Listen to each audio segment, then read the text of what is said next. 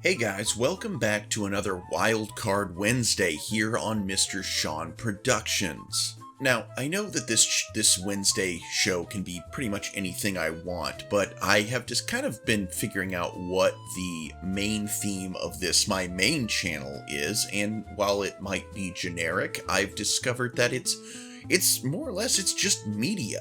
Lost media, found media, influential media, obscure media, just media in general. And I was looking at TikTok the other day, and there was a video that popped up that I had to look it up because it was basically stating about a controversy, and I thought I knew what the controversy was going to be, as I am familiar with the person, but it was actually something I was unaware of, and I delved deeper, and it got me thinking about sexualization in media and when does it become too much? I mean, don't get me wrong, I love a big pair of anime bababos as much as anybody. I am totally fine with there being schmexual content in the media I consume, whether that be anime, movies, TV, video games, music, what have you. And there's nothing wrong with it per se, but it can go too far. And in this kind of ramble style video, I'm going to talk about it a little bit and my thoughts on the matter. And I'm going to try really, really hard to not have to edit this and still maintain monetization. So let's see if I can do it.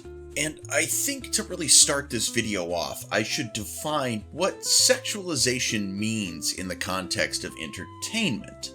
And this basically is when, it's the act of emphasizing or exaggerating schmegsual characteristics, behaviors, themes, stories, performances, often in ways that really aren't essential to the narrative, so to speak. They're more just for that schmexy time. This can be character design by modifying them with, exaggerated, attributes, so to speak, or revealing outfits, having them behave in a overly seductive manner or using innuendo that it becomes more or less comical rather than realistic. This can be done, things like this. A character can be schmegsualized by using angles, lighting, that highlights the aspects of that character rather than their personality or even their role in the story.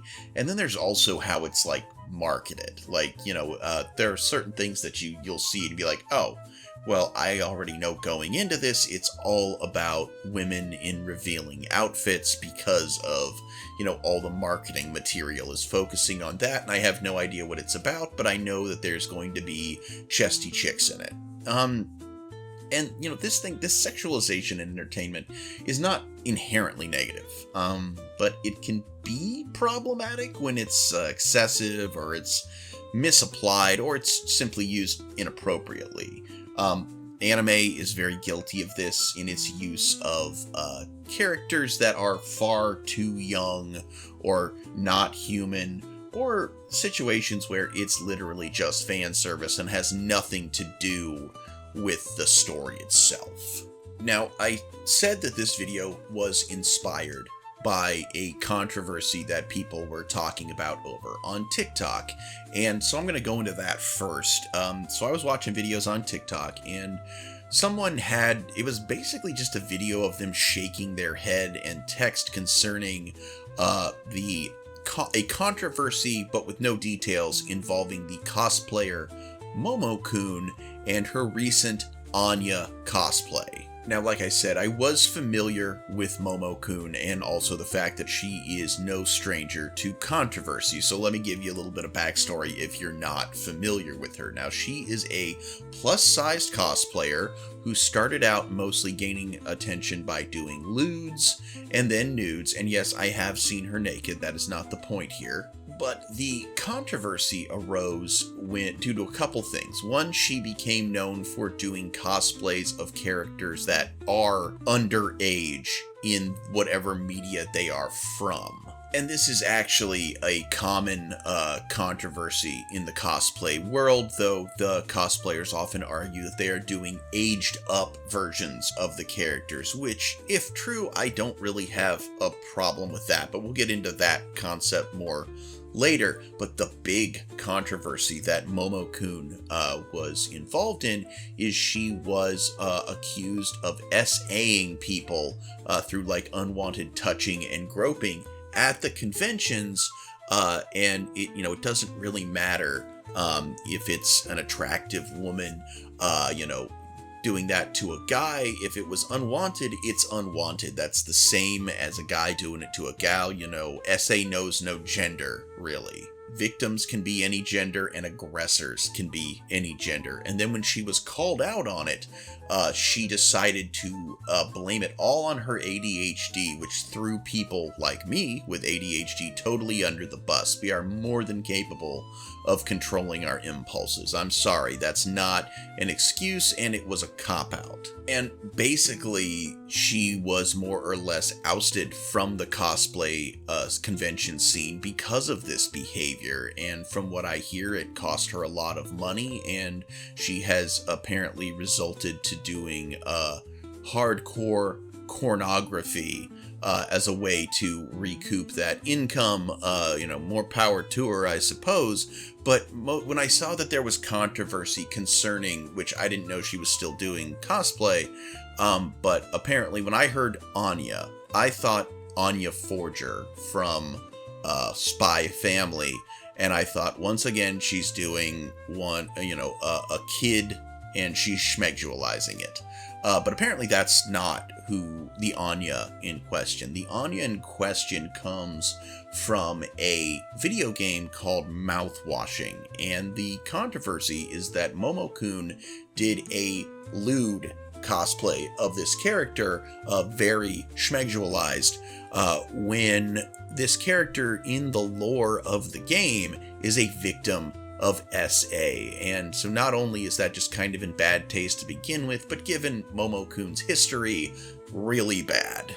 And that got me thinking about when does fan service and schmegdualization in media go too far? And really I came to two conclusions that are probably the worst offenders in this. And the first one being depictions of characters who are below the age of consent. And this is like anime, this is hentai, this is not, again, if that were in live action with actual people of that age, that's illegal. That's not the schmegdualization of media, that's a crime. No, I'm specifically speaking about 2D depictions of fictional characters who are below that age where that kind of behavior is appropriate, and the internet is full of stuff like that, and you have the neckbeards and the incels arguing, it's just a drawing, man, it's not real. But it's like you are gooning to an image of someone who is supposed, like your fantasy revolves around someone that young, and that's not okay. And then you have the gray area, which I personally don't really have a problem with in the long run. It's the aged up that we talked about. And it's, depicting a character, no matter what their age is in their piece of media they're from, the depiction is of them as an adult. It can still be cringe in a lot of cases because you're looking at a character in their original depiction and going, wow, I bet they would be hot as an adult. But at the end of the day, you're depicting an adult, a person who is the proper age. I can let that one slide. But I know not everyone is as accommodating as I am. So that's still a gray area. But again, it's these, I don't care if they're not real. If your fantasy is about a person of inappropriate age, you have an issue, real or not. And then the biggest one that I see, and I'm so glad that I'm not having to show any of this on YouTube, because dear Lord, there's a lot of it out there. Like the most cursory internet search will show you stuff you did not want to see. But it's the glorification of SA.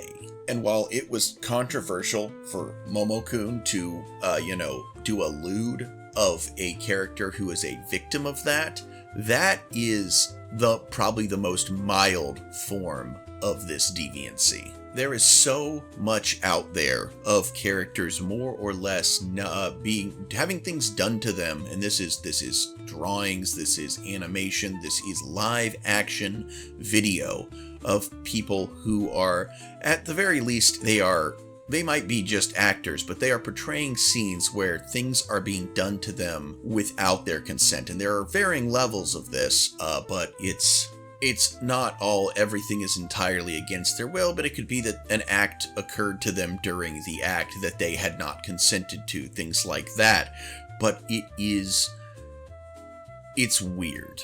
And I don't know, somebody out there might be saying, hey, Mr. Sean, what about consensual non-consent? And to that, I'm going to say, what you do in your bedroom with another consenting adult is your business. I'm not going to kink shame about that. If you have found another willing adult who is willing to play along with you and go, I'm going to pretend that I don't want you to do the things you're about to do to me, but, unless I say the safe word, it's all systems go. Again, not here to kink shame, but what I am saying is if you are by yourself and you are ingesting media that glorifies the doing things to others that they have not consented to, there might be something wrong with your brain. Now, I am a fan of media, and as such, I have consumed a lot of it, and that includes safe for work, not safe for work, and I have my own levels of degeneracy. But at the end of the day, guys, what we do and what we watch says a lot about us. And to be fair as well, there is a time and there is a place and a way to integrate sexualization of media into media, and it cannot, unless you are watching adult videos where that's the whole point, it cannot be all there is to make something watchable. I cannot tell you how many times I started an anime only to stop watching, sometimes before the first episode even ended, because it's like, oh, there's no plot, there's just fan service. And it's like, well, that took an interesting potential concept and just smothered it with gigantic double Ds. And again, there is a time and a place for that, but it's not when I'm trying to actually watch something with a story to keep myself entertained. I don't get mad when there's a quote-unquote obligatory sex scene in a movie or anything like that, but I will tell you that if the film wasn't good to begin with, that's not going to save it. If you're going to put a mini game or a piece of extra content in a video game surrounding those kinds of activities, you know what? The rest of the game better also be pretty good. I mean, I'm not going to play a game for hours trying to romance a character just for that romance scene. Like I'm not, the game itself, the stuff in between better be playable as well. If all Baldur's Gate 3 was trying to romance another character, a game would suck. I mean, it's really more or less, it can feel kind of tacked on, but it's a payoff for, building a relationship with a character, and in between that there's a lot of cool gameplay. It's not like the original God of War mini game right near the beginning on your boat.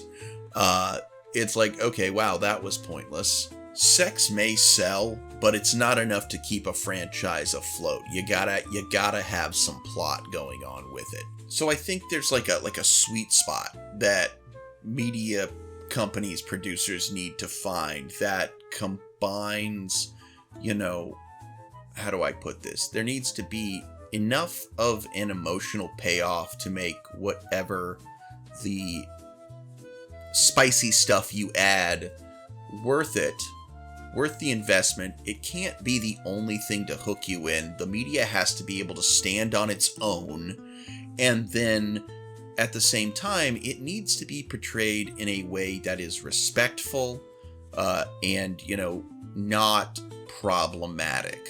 And I think that's ultimately all there is to it. I mean, again, I'm not here to tell people what they're allowed to be into, but I am willing to go on the record and saying that if you find yourself attracted to 2D drawings of younglings, you have a problem, okay? That's all I'm gonna say on that. But, guys, I don't know. I'm kind of losing focus on this ramble, but it's something I just kind of wanted to get my opinion out there. Post your comments. You know, do you agree with me? Do you think I'm full of crap? You know what? Comment what was something that you started to watch, or what is a piece of media you started to consume in whatever format it was in that you could not finish due to the fact that it was so overly sexualized that it turned you off. Let me know in the comments. I want to know what piece was like, you know what, there's nothing to this, there's no substance, I can't do it.